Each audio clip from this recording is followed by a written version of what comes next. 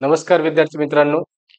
मी अध्यापक मनीष दिलीप गोंधळे तुमच्या सगळ्यांसाठी पुन्हा एकदा घेऊन आलेलो आहे युरोपियन कंपन्यांचं भारतात आगमन ह्या चॅप्टरनंतर बंगालमध्ये कशा प्रकारे इंग्रजांनी आपला पाया रोवला हे मी तुम्हाला सांगितलं होतं युरोपियन कंपन्यांच्या आगमनामध्ये. खास करून मी तुम्हाला सांगितलं होतं की बा कलकत्त्यामध्ये काय काय घटना घडल्या. विद्यार्थी मित्रांनो, आज आपण बघणार आहोत की बंगालची स्थापना कशी झाली, बंगाल कसं उदयास आलं, बंगालमध्ये प्लासीचं युद्ध कसं झालं आणि बक्सरचं युद्ध कसं झालं त्याची आपल्याला चर्चा करायची आहे. म्हणून लक्ष करिअर अकॅडमीच्या जे ऑनलाईन आणि ऑफलाईन प्लॅटफॉर्मवर आपण आहोत, तर इथं आपण सगळ्या प्रकारचे लेक्चर्स बघणार आहे. बेसिकली आपण पहिले बेसिक लेक्चर बघणार आहे आणि जेव्हा कोर्स आपण हे करू तर त्यावेळेस तिथं ऍडव्हान्स लेक्चर बघणार आहे. बेसिक लेक्चर मध्ये आपल्याला बघायचं आहे की बाबा क्षत्रिय शक्त्यांचा उदय कसा झाला, म्हणजेच आपलं पुढचं जे चॅप्टर राहणार आहे ते क्षत्रिय शक्त्यांचा उदय राहणार आहे. क्षत्रिय शक्त्यांचा उदय, ठीक आहे, क्षत्रिय शक्त्यांचा उदय. तर कोणकोणत्या क्षत्रिय शक्त्या जन्माला आल्या, म्हणजे सिच्युएशन काय झाली होती की एका साईडने आपण काय केलं होतं की ज्या युरोपियन कंपन्या होत्या त्या भारतात आणल्या. युरोपियन कंपन्यांमध्ये सगळ्यात पहिले कंपनी जी आली होती ती पुर्तगाली आली होती. ती 1505 ला आली होती आणि त्याच्यानंतर सगळ्यात शेवटी पुर्तगाली नंतर डच नंतर इंग्रजांनंतर फ्रान्सिसी, ठीक आहे. तर बघा विद्यार्थी मित्रांनो, ह्या 4 कंपन्या भारतात आल्या होत्या आणि ह्या 4 कंपन्यांचा आपण लास्ट लेक्चरला अभ्यास केला आणि सांगितलं की या 4 कंपन्यांनी आपला पाया कसा रोवला. तर ह्या 4 कंपन्यांचा अभ्यास केल्यानंतर आपल्याला महत्वाचा अभ्यास कोणाचा करायचा आहे, इंग्रजांचा करायचा आहे. आणि इंग्रजांनी काय काय केलं ते आपल्याला बघायचंय. बंगालमध्ये सगळ्यात मोठा हस्तक्षेप जर कोणाचा असेल तर तो इंग्रजांचा असेल. पण इंग्रजांचा हस्तक्षेप कधी वाढायला लागला, ज्या वेळेस 1707 ला सगळ्यात प्रबल मुघल बादशाह होता ज्याचं नाव होतं औरंगजेब याची मृत्यू झाली. औरंगजेबच्या मृत्यूनंतर आता त्याचे जे वारस होते ते सत्ता मिळवण्यासाठी एकमेकांची हत्या करायला लागले. मग जो येईल तो एकमेकांना मारत होता. म्हणजे असं म्हटलं जात होतं की जवळपास अकबर पासून औरंगजेब पर्यंत चार मुघल बादशांनी 151 वर्ष मुघल सत्ता सांभाळली. आणि त्याच्यानंतर म्हणजे औरंगजेब नंतर पुढचे 151 वर्ष म्हणजे 1857च्या उठावापर्यंत जवळपास 22 मुघल बादशाह बदलले गेले. याचा अर्थ काय होतो की 151 वर्ष 4 मुघल बादशाह, नंतरचे 151 वर्ष तर जवळपास 22 मुघल बादशाह बदलले गेले. याचा अर्थ मुघल शक्ती पतन व्हायला लागली, मुघल शक्ती कमजोर झाली आणि जसजशी मुघल शक्ती कमजोर झाली तर क्षत्रिय शक्त्यांनी आपलं डोकं बाहेर काढायला सुरुवात केली. याच दरम्यान मराठी पण आपल्या चरण सीमेवर पोहोचले होते. मराठ्यांबद्दल जर तुम्हाला सांगायचं जर ठरलं तर तुम्हाला माहिती आहे की औरंगजेबच्या तावडीत संभाजी महाराजांची पत्नी व मुलगा होता. पत्नीचं नाव होतं येसूबाई आणि मुलाचं नाव होतं शाहू महाराज.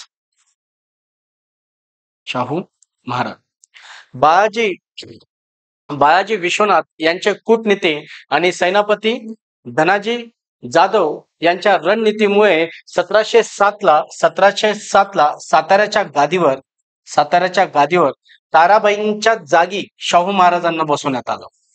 ताराबाईंच्या जागेवर कुणाला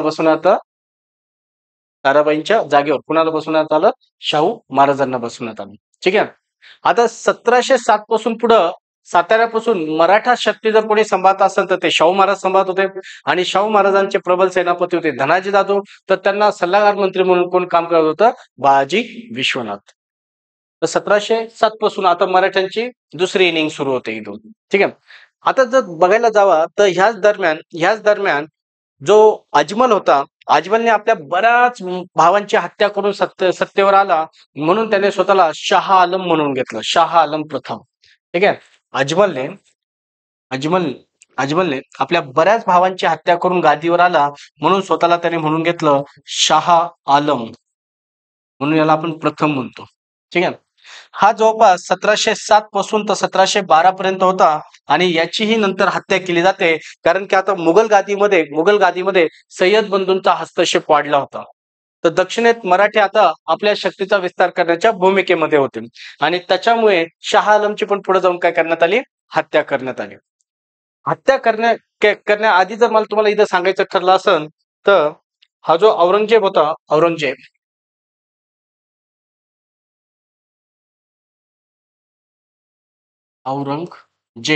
तर ह्या औरंगजेबाने जवळपास 1700च्या आसपास मुर्शिद कुली खानला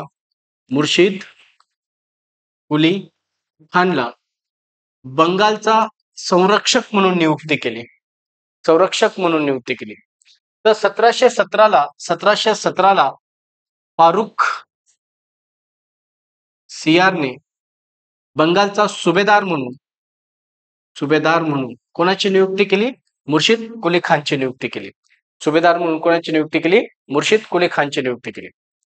आणि जेव्हा 1718ला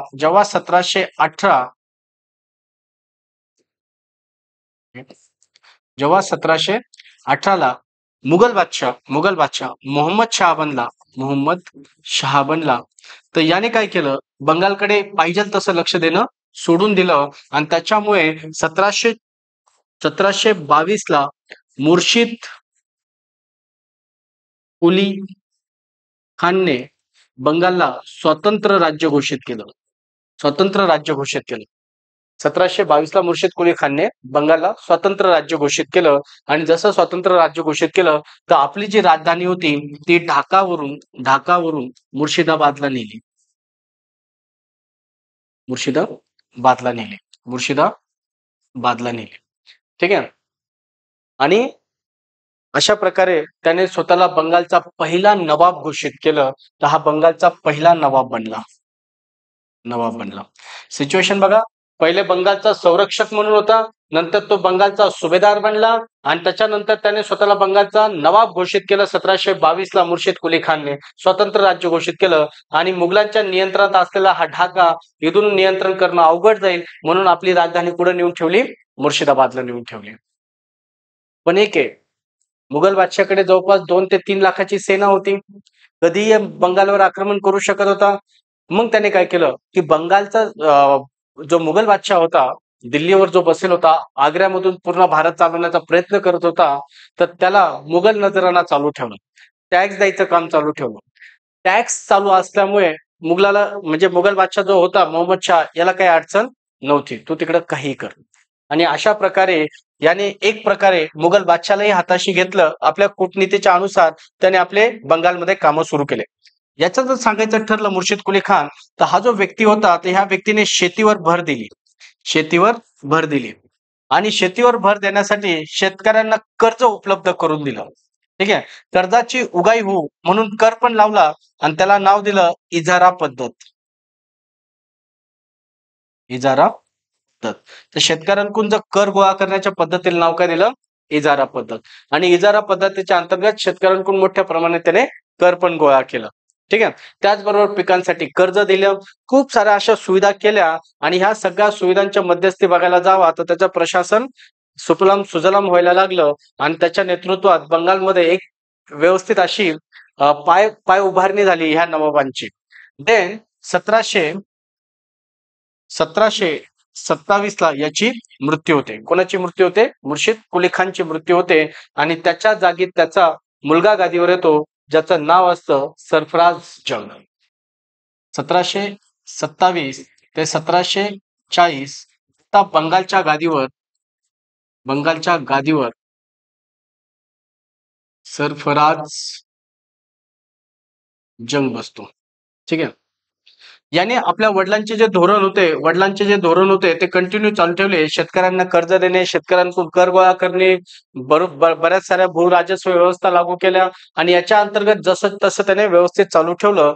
पण याच्याच कार्यकाळात एक पूर्णियाचा सरदार होता ज्याचं नाव होतं अलवर्दी खान आणि ह्या अलवर्दी खानने सरफराजवर आक्रमण केलं आणि ह्या दोघांचं जिथं युद्ध झालं त्या युद्धाला नाव दिलं घेरियाचं युद्ध. आणि घेरियाच्या युद्धामध्ये सरफराज जंग मारला जातो आणि बंगालचा नवीन नवाब कोण बनतं, अलवर्दी खान. 1740 ते 1756 पर्यंत. लक्षात घ्या, 1739 ते 1740च्या दरम्यान दिल्लीवर इराणचा बादशाह नादिर शहाचा आक्रमण झालेला आहे. ठीक आहे, जिथं दिल्लीवर कर्नालचं युद्ध होतं आणि त्या कर्नालच्या युद्धात बऱ्याच साऱ्या घटना घडतात आणि त्याच्यामुळे ह्या युद्धाकडे मुघल बादशाहाने काही एवढं खास लक्ष दिलं नाही.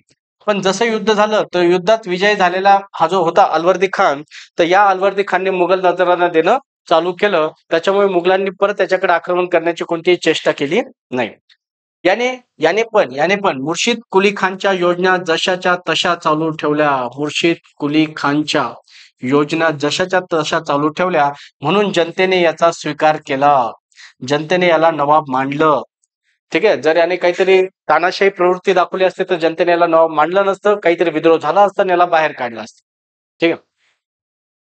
याच्यानंतर याच्यानंतर याच्या 3 मुली होत्या. मग याने काय केलं, आपल्या तिन्ही मुलींना 3 प्रकारचे जे गव्हर्नर 3 राज्यांमध्ये बसवले होते त्यांना देऊन टाकले. म्हणजे त्यांच्याशी त्यांचं लग्न लावून टाकलं.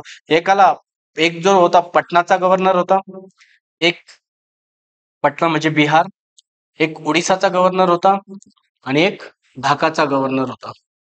ह्या 3 गव्हर्नरांना आपल्या तिन्ही मुली देऊन टाकल्या आणि अशा प्रकारे त्याने ऑटोमॅटिकली आपल्या पूर्ण सत्तेवर नियंत्रण मिळवलं. भले नियंत्रण मिळवलं असं, पण ज्या वेळेस 1751ला नागपूरच्या भोसलेंनी शिंदेच्या मदतीने ओडिसावर आक्रमण केला, मराठ्यांनी ओडिसा जिंकला आणि मजबूर होऊन मराठ्यांबरोबर त्याला ओडिसाचा तह करावा लागला, ज्याच्या अंतर्गत वार्षिक इजारा 12 लाख रुपये ठरला. तर मराठे किती घेत होते? 12 लाख रुपये घेत होते. 1751ला मराठ्यांनी ओडिसा जिंकलं आणि ओडिसामधलं कोणतं शहर? कटक. हे कटक ते शहर आहे जिथं आझाद हिंद सेनेचे अध्यक्ष सुभाषचंद्र बोस यांचा जन्म झाला. ठीक आहे, किंवा भारताचं तांदूळ संशोधन केंद्र पण इथंच आहे. ठीक आहे, तर हे जिंकून घेतलं. हे मराठे होते. 1751ला मराठे बघा आपल्या चरण सीमेवर होते. 1756ला अलवर्दी खानची मृत्यू झाली आणि अशा प्रकारे ह्या तिन्ही बहिणींचे जे मुलं आहे हे गादी मिळवण्यासाठी एकमेकांशी, नवाबपद मिळवण्यासाठी एकमेकांशी भांडायला लागले. आणि ह्याच दरम्यान जो पटनाचा जो गव्हर्नर होता त्याचा मुलगा जो पूर्णियाचा सुभेदार होता, ज्याचं नाव होतं शौकत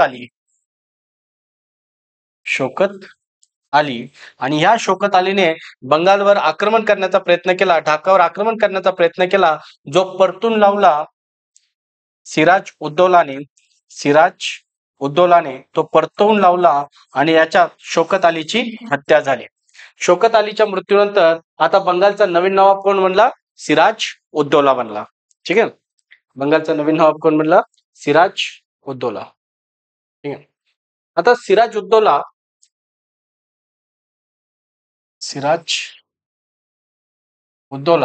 ज्यावेळेस बंगालचा नवीन नवाब बनला, तर नवीन नवाब बनल्यानंतर त्याच्या दरबारातले काही महत्वाकांक्षी लोक होते जे नाराज झाले आणि त्यांनी त्याच्या विरुद्ध कट कारस्थान आणि षडयंत्र उभं करायला सुरुवात केली, ज्याच्यामध्ये त्याची मावशी घसिटा बेगम.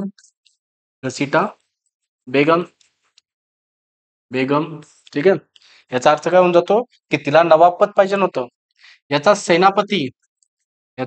सेनापती ज्याचं नाव असतं मीर जाफर, हा पण महत्वाकांक्षा असतो, यालाही नवाब बनायचं असतं. तर नवाब पदासाठी ह्या दोघांचे भांडणं चालू झाले. त्याच ठिकाणी एक धनी व्यापारी असतो आणि त्या व्यापाऱ्याला बंगालमध्ये मुक्त व्यापाराचं पत्र लागत असतं, ज्याचं नाव असतं जगत शेठ. ठीक आहे, जगत शेठ. तर अशा प्रकारे हे महत्वाकांक्षी लोक जे सिराजच्या दरबारी होते ते त्याच्याच विरुद्ध कट कारस्थान करायला सुरुवात करतात आणि त्याच्यामुळे खूप मोठ्या प्रमाणात बंगालमध्ये अशांती निर्माण होते. नवाबाचा दरबार कट कारस्थानांचा दरबार बनतो. रोज काही ना काही नवाबाबद्दल शिजत होतं. नवाबाला माहित असून पण तो अवॉइड करत होता. पण घटना त्यावेळेस घडली ज्या वेळेस 1756 वल्लभपंत नावाचा व्यक्ती होता. पंत नावाचा व्यक्ती होता. हा एक प्रशासकीय अधिकारी होता, ज्याने खूप मोठ्या प्रमाणात भ्रष्टाचार केला आणि त्याच्यामुळे नाराज झालेल्या सिराजने जुना प्रशासन बदलला व नवीन प्रशासन उभा केला. आणि हा नवीन प्रशासन जो होता तो सिराजच्या बाजूने गेला, मान्य आहे, पण जुना प्रशासन जो नाराज झाला तो या दलाशी जाऊन भेटला. आणि अशा प्रकारे एका बाजूने बघायला जाऊ तर सिराजच्या विरोधात एक मोठा संघटन त्याच्याच घरात उभा राहिला. दुसरीकडे दुसरीकडे जर सांगायचं जर ठरलं,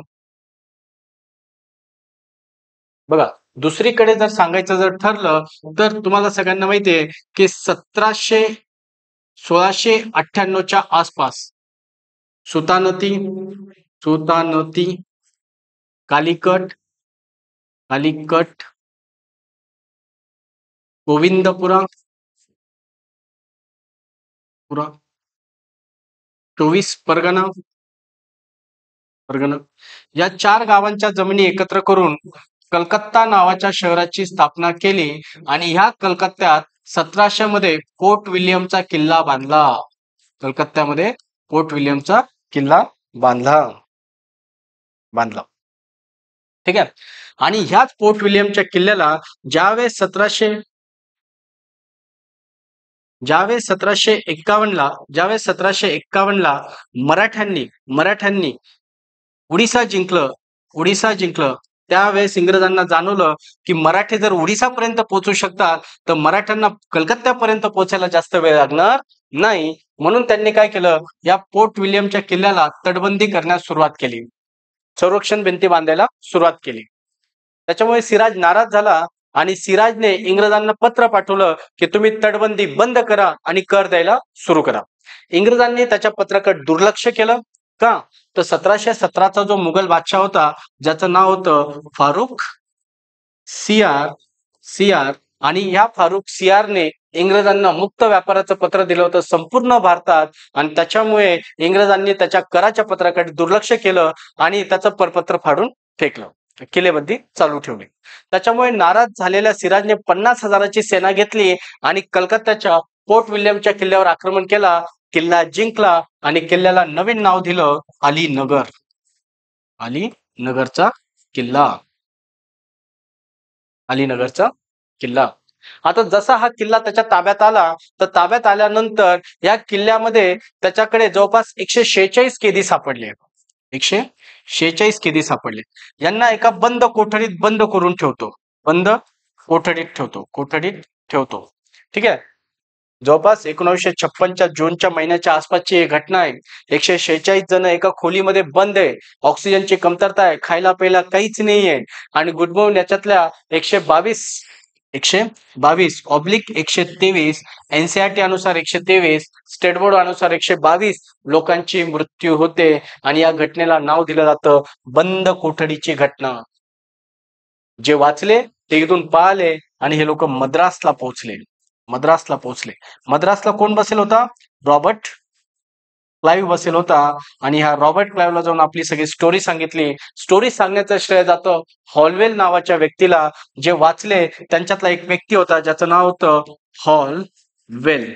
याने रॉबर्ट क्लाइव्हला जाऊन सांगितलं. याच्या पुस्तकात ही घटना भेटते, बाकी इतिहासात ही घटना दुसरीकडे कुठेही भेटत नाही. आणि रॉबर्ट क्लाइव्हने मग याच वेळेस रॉबर्ट क्लाइव्हचं फ्रान्सिसींबरोबर युद्ध चालू होतं, खास करून कर्नाटकच्या मुद्द्यावरून. ठीक आहे, जे की मी फ्रान्सिसी कंपन्यांमध्ये तुमच्याशी चर्चा करून बसलेलो, एकदा ते लेक्चर बघून घ्या तुम्ही लोक. ठीक आहे. तर त्यावेळेस रॉबर्ट क्लाइव्हला हा मॅटर मिटवायचा होता, म्हणून तो आपली 2000ची सेना घेतो, शिस्तबद्ध सेना, बंदूकधारक सेना घेतो आणि अलीनगरकडे येतो. आणि अलीनगरच्या चाव्या ज्या माणिकरावकडे असतात, माणिक चंदकडे असतात, तर याला 2000 रुपयाची रिश्वत देतो आणि त्या चाव्या परत मिळवतो. आणि चाव्या परत मिळवल्यानंतर तो आता परत एकदा फोर्ट विल्यमचा किल्ला डिक्लेअर करतो. आणि अशा प्रकारे मजबूर होऊन सिराजउद्दौला अलीनगरचा तह करतो, ज्याच्या अंतर्गत इंग्रज कर द्यायला तयार होतात पण तटबंदी चालू ठेवतात. पण ह्या घटनेचा कुठंतरी रॉबर्ट क्लाइव्हला बदला घ्यायचा होता, म्हणून तो माणिकचंदला म्हणतो की तू तिकडं काही कर पण मीर जाफर बरोबर माझी भेट करून दे, कारण तो सेनापती आहे. ठीक आहे, मला काय भेटेल? मग मीर जाफर ऍड्रेस करतो आमिरचंद ऍड्रेस करतो की बाबा मी तुला सगळं काही देईन, मी तुला तुमच्या दोघांची भेट पण घालून देईन, पण ज्या वेळेस तुम्ही हे युद्ध जिंकशाल तर अर्ध बंगाल मला द्यायचं आणि मला मुक्त व्यापार पत्र द्यायचं, अशी शर्त अमीरचंद कोणासमोर ठेवतो? रॉबर्ट क्लाइव्हवर. आणि एका कागदावर हे सगळं लिहून त्याला देतो. सकाळी ह्या दोघांची भेट होते. मीर जाफर व रॉबर्ट क्लाइव्हची सकाळी भेट होते आणि संध्याकाळी अमीरचंदची हत्या होते. अमीरचंद गायब. नंतर परत कोणाला बंगालमध्ये तो दिसला नाही. हे इंग्रज होते. ठीक आहे. आणि मग योग्य संधी साधून 23 जून 1757 ला प्लासी या गावी हा जो रॉबर्ट क्लाइव्ह आहे, रॉबर्ट क्लाइव्ह हा नवाबाला घेरतो. ठीक आहे. नवाबाबरोबर जास्तीत जास्त 200-300 लोक असतात, ज्याच्यामध्ये त्याचे विश्वासधारक मीर मोहनलाल हे त्याचे विश्वासू लोक असतात. आणि ह्या 200-300 लोकांबरोबर तो यांच्या 2000च्या शिस्तबद्ध सेनेबरोबर युद्ध सुरू करतो. म्हणजेच हे युद्ध नसून एक षड्यंत्राचा परिणाम असतो. मीर जाफर सेना घेऊन येणार नसतो आणि त्याच्यामुळे ह्या युद्धात कोण फसून जातो? सिराजुद्दौला फसला जातो आणि 15 ते 20 मिनिटाच्या संघर्षात हे युद्ध संपून जातं. म्हणून इतिहासकार म्हणतात की हे युद्ध नसून रॉबर्ट क्लाइव्हच्या षड्यंत्राचा परिणाम होता. पण ह्या परिणामाने स्पष्ट केलं की आता बंगालच्या राजकारणात नाही तर संपूर्ण भारताच्या राजकारणात कोणाचा प्रवेश झाला? इंग्रजांचा प्रवेश झाला. संपूर्ण भारताच्या राजकारणात कोणाचा प्रवेश झाला? इंग्रजांचा प्रवेश झाला. हेच ते प्लासीचं युद्ध, की ह्या युद्धामध्ये जर इंग्रजांनी हस्तक्षेप नसता केला तर इंग्रजांनी भारताच्या राजकारणात प्रवेश पण केला नसता. हेच ते युद्ध. ठीक आहे. आणि आता मात्र ह्या युद्धानंतर बंगालचा नवीन नवाब बदलला जातो आणि आता बंगालचा नवीन नवाब कोण बनणार आहे? मीर जाफर. पण तत्पूर्वी बघा, बंगाल 1722 ते 1765. 1722 ला मुर्शिद कुली खानने बंगालला स्वायत्त राज्य घोषित करून स्वतःला नवाब म्हटले. आपली राजधानी ढाकावरून मुर्शिदाबादला स्थानांतरित केली. ठीक आहे. याच दरम्यान त्यांनी मुघल नजराणा देणं चालू ठेवलं व शेतकऱ्यांना कर्जही दिले आणि कर्ज वसुली करण्यासाठी त्याने इजारा नावाची कर पद्धत सुरू केली. याच्या कार्यकाळात सीताराम राय, उदय नारायण, गुलाम शुजात खान, निजात खान हे काही स्थानिक विद्रोह झाले जे की त्याने दाबून टाकले. जमिनीचे वादविवाद होते ते त्याने दाबून टाकले. त्याच्या मृत्यूनंतर गादीवर येतो सरफराज जंग 1727 ते 1739. मुर्शिद खानचे जे धोरण होते ते त्याने जसेच्या तसे चालू ठेवले. याच्याच कार्यकाळात बंगाल, बिहार, उडीसावर नियंत्रण मिळाले. तर पूर्ण्याचा जो सरदार होता अलवर्दी खान, ज्याने याच्यावर आक्रमण करून याची हत्या केली आणि आता बंगालचा नवीन नवाब बनतो अलवर्दी खान 1739 ते 1756. इंग्रज व फ्रान्स वखारीची जी तटबंदी करायचे काम चालू होते तर याने ते करण्यास मनाई केलं पण काय ऍक्शन घेतली नाही. 1751 ला मराठ्यांबरोबर ओडिसाचा तह केला आणि मराठ्यांना 12 लाख वार्षिक कर द्यायचं ठरलं. मुर्शिद कुली खानचे धोरण जसेच्या तसे चालू ठेवले. त्याच्या मृत्यूनंतर गादीवर त्याचा नातू येतो ज्याचं नाव असतं सिराजुद्दौला 1756 ते 1757. सिराज नवाब बनल्यानंतर दरबारातले महत्वाकांक्षी लोक नाराज होतात. ठीक आहे. खास करून त्याची मावशी घसिटा बेगम, त्याचा सेनापती मीर जाफर, धनी व्यापारी जगत शेठ. बघा, कृष्ण वल्लभ पंथामुळे जुना प्रशासन बदलून नवीन प्रशासन उभा केला कारण एवढा भ्रष्टाचार केला होता साहेबांनी. इंग्रजांना तटबंदी करण्यास मनाई केली पण तरी सुद्धा इंग्रजांनी तटबंदी चालू ठेवली आणि त्याच्यामुळे फोर्ट विल्यमचा किल्ला जिंकून त्याला नवीन नाव काय दिलं? अलीनगरचा तह. याच दरम्यान 20 जून 1756 ला बंद कोठडीची घटना घडली. ठीक आहे, जी की मी मगाशी एक्सप्लेन केली. किल्ल्याच्या चाव्या माणिकचंदकडे देऊन तो पुन्हा एकदा मुर्शिदाबादला निघून गेला आणि अलीनगरचा तह झाला. ठीक आहे. प्लासीचे युद्ध 23 जून 1757 हे युद्ध नसून रॉबर्ट क्लाइव्हच्या षड्यंत्राचा परिणाम होता. या सिराजुद्दौला मारला जातो आणि आता बंगालचा नवीन नवाब मीर जाफर बनतो जो की इंग्रजांच्या हाताची बाहुली बनतो. ठीक आहे. हाय मीर जाफर, तुम्ही फोटोमध्ये बघू शकतात. 1757 ते 1707 बंगालचा नवीन नवाब बनला. आता बंगालचा नवाब इंग्रजांच्या हाताची बाहुली बनला. त्याचबरोबर वसतींना घेऊन जेव्हा इंग्रजांनी डच्चांच्या वसतींवर आक्रमण केला तर हे डच कोणाकडे गेले? याच्याकडे गेले. बाबा तू नवाब आहे, सांग त्यांना समजून.